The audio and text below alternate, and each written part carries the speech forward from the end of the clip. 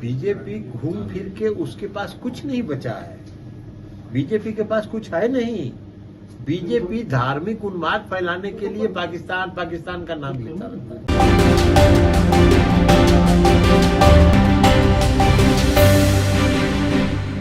JDU की राष्ट्रीय कार्यकारिणी का ऐलान कर दिया है, लेकिन जेडीयू इस बार के कार्य समिति से पार्टी के राज्यसभा सांसद हरिवंश प्रसाद का पत्ता कट गया है, जिसको लेकर राष्ट्रीय अध्यक्ष ललन सिंह ने कहा कि हरिवंश प्रसाद सिंह पार्टी के किसी भी बैठक में शामिल नहीं होते थे।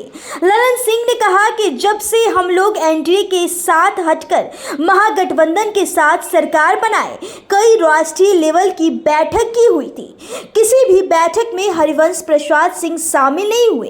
ललन सिंह ने हरिवंश प्रसाद सिंह पर छुट्टी लेते हुए कहा कि हरिवंश प्रसाद जी को राज्यसभा में उपसभापति भारतीय जनता पार्टी ने नहीं बनाया है, बल्कि क्षेत्रीय दलों ने ही उन्हें अपना बहुमूल्य वोट देकर उपसभापति बनाया है। अब हरिवंश प्रसाद जी जब बैठक में आते ही नहीं, तो उन्हें किस बात के लिए राष्ट्रीय कार्य करने में उन्हें जगह दी जाए। सुनिए खुद ललन सिंह की जुबान। छुट्टी बनाई पार्टी का काम है, ये पार्टी का काम है, इसमें हमको क्या करना है। पार्टी का अपना संगठनात्मक ढांचा को कोई हम प्रेस के माध्यम से संगठन का काम करते हैं, संगठन का काम करते हैं। बिहार में लॉ एंड ऑर्डर पर बीजेपी इसको पाकिस्तान से तुलना कर रही है, कह रहे कि तुलना देखिए हम पाकिस्तान जैसे हालात हो गए। बीजेपी घूम फिर के उसके पास कुछ नहीं बचा है। बीजेपी के पास कुछ है नहीं। बीजेपी धार्मिक उन्माद फैलाने के लिए पाकिस्तान पाकिस्तान का नाम लेता रहता है। तो इसलिए इससे नहीं, हम लोग सभी धर्मों का सम्मान करते हैं। हम लोग सभी समाज के हर समाज का सम्मान करते हैं। हम लोग सांप्रदायिक सद्भाव में विश्वास करते हैं। हम लोग सामाजिक सद्भाव में विश्वास करते हैं।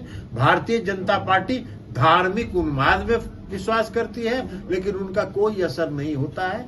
आपने देखा है कर्नाटक के चुनाव में आदरणीय प्रधानमंत्री जी ने जिस तरह का भाषण दिया था धार्मिक उन्माद फैलाने वाला, वो भाषण शायद हिंदुस्तान के आजाद भारत के आजाद हिंदुस्तान के इतिहास में किसी प्रधानमंत्री का उतना निम्न स्तर का भाषण नहीं हुआ होगा कि जय बजरंगबली का नारा लगाइए और कमल छाप पर बटन दबाइए।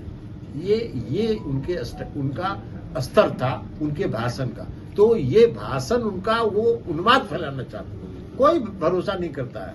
इस देश की जनता, कर्नाटक की जनता ने रिजेक्ट कर दिया। अब बजरंगबली भी रिजेक्ट कर दिए। बजरंगबली भी देखे कि भाई कहाँ पूरा आपके पाप का तो इतना घड़ा भर गया है यार, पाप का घड़ा भरा हुआ है और झूठो बजरंगबली का नाम ले रहे हैं, हमको भी बदनाम कर रहे हैं, अपने पाप में भागीदार बना रहे हैं। बजरंगबली ने कहा कि मेरा जान छोड़िए। देखिए ना, जब आदरणीय प्रधानमंत्री जी और देश के गृह मंत्री सुबह से शाम तक आजकल उनके दिमाग में इंडिया का भूत सवार हो गया। जब से इंडिया बना तब से इतना घबराहट में है ये लोग कि सपना में भी इन लोगों को इंडिया याद आता है, क्योंकि गद्दी अब जाने वाली है। तो गद्दी जाने वाली है, तो ये घबराहट में जो सुबह से शाम तक ये बोलते रहते हैं, उसका कारण ये है कि वो हताशा में है, घबराहट में। अब आप बताइए कि संसद में अविश्वास प्रस्ताव पर बहस हो रहा है, तो अविश्वास प्रस्ताव पर जो भी कोई पार्टी ने कोई बात रखी तो सरकार के कार्यक्रम की, सरकार की आलोचना की लोगों ने।